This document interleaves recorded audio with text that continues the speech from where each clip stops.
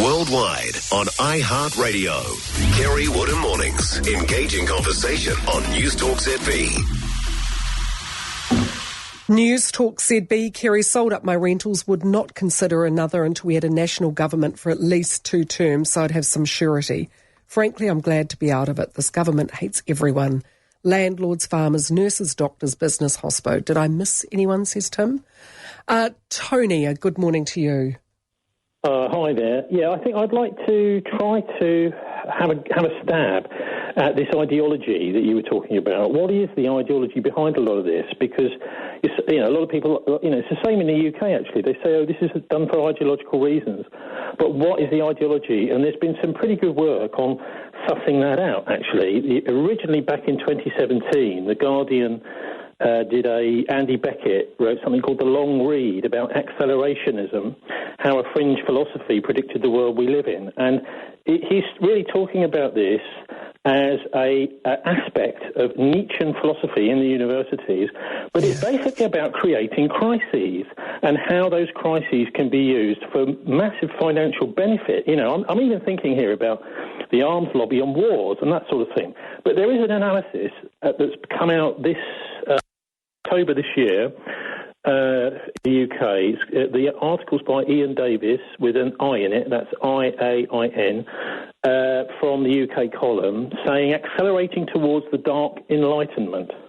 And I think this, you have to look at some of the world leaders. We have the same sort of thing going on in the UK, where you've got all these people who are young global leaders from the World Economic Forum. You've got the Rhodes Scholars. Our own mayor in Bristol is a Yale World Fellow. So these are people who have been tapped up at a young age to take over leadership roles. So I think there is a philosophy behind it. And what's happening is, slowly but surely, some writers and thinkers and analysts are taking a stab at why is it that so many leaders around the world seem to be pushing us towards these various different crises. And I mean, you're talking about property here, but what you've got really is the crisis in the financial world is making it much more difficult, and the increase in mortgage rates for people to afford housing. What happens then is your housing market starts to tank. Oh dear, people can't afford to buy houses. And you know what? Governments get very upset, and financial people, when the housing market starts to crash. Right? So what they need to do is they need to bring in loads and loads of migrants in order to boost the demand for housing to keep the prices up. But this isn't really dealing with the roots of the problem at all. So I just suggest, you and your listeners have a look at accelerationism, particularly this article that came out in October, which does a very good job, I think, at drilling down into exactly what, we've got a sixth sense, I think, that, our leaders don't seem to be acting in our interests as much as they were, say, 30, 40 years ago. And it might just be that there is money to be made in creating these crises. And is it, as many people have said, the fact that the government wants people to be dependent on them? Like, if you can't afford a home to live in of your own, you are then dependent on the state. Yeah, definitely. And it's quite obvious to me, and we've seen this more and more in the UK, that work is no longer a route out of poverty. Here, the wages are a lot better. But, we've got so many people dependent on food banks who are actually in full-time work now. So the economy has been set up, first of all, to get both parents have to go out to full-time work, which it wasn't like that when I was a kid. And now they're saying even if they're both at full-time work, they still can't afford to pay the mortgage. So that everything's being weighed on the family. And ultimately, of course, it makes sense for a lot of people, and I don't blame them for this, to say, well, I've had enough of this. This is happening all the time in the UK. I can't cope with a 0 hours contract where I'm not sure how much work I'm going to get and how much income I'm going. I'm just going to fall back on the what they call universal credit in the UK, which is a sort of social security, because it's far more reliable. And I need to know a bit more.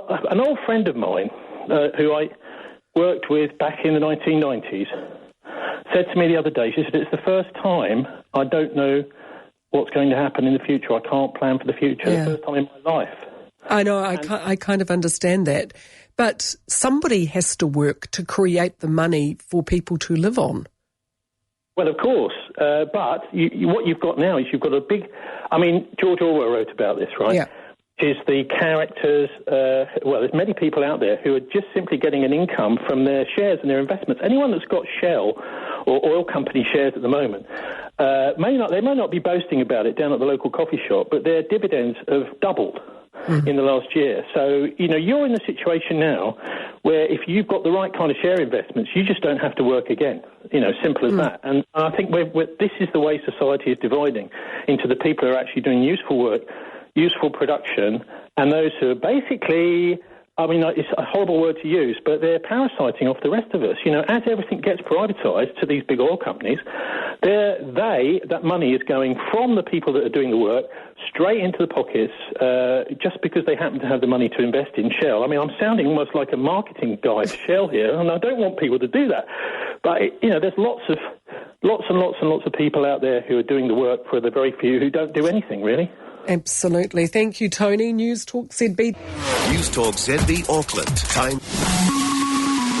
Newstalk ZB headlines. Russia is emphatically denying it's launched missiles that have landed in Poland. Authorities are investigating reports 2 people have been killed on a farm near the Ukraine border by suspected Russia rockets or missiles.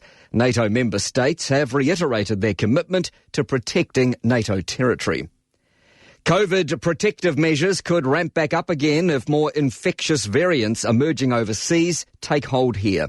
Daily COVID cases went over 4,000 yesterday for the first time since August. One person has died after a crash on Dunedin.